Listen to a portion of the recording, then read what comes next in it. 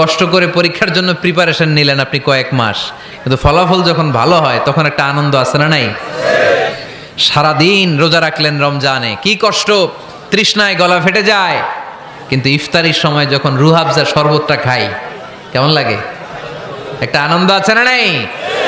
এজন্য আল্লাহ বললেন فَإِنَّ مَعَ الْعُسْرِ يُسْرًا إِنَّ مَعَ الْعُسْرِ يُسْرًا। ও নবী, কষ্টের দিন মক্কায় অল্প কিছু দিন, মদিনাতে আনন্দের দিন অপেক্ষা করছে।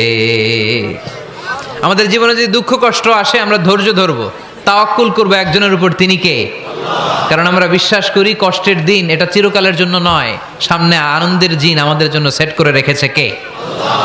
তাহলে আমরা সূরাতুল ইনশিরাহ থেকে 3টা নেয়ামতের বর্ণনা শুনলাম, বিশ্বনবীকে কি সান্ত্বনা দেয়া হলো সেটা শুনলাম। এবার 2টা গাইডলাইন শুনে তাফসীর আমরা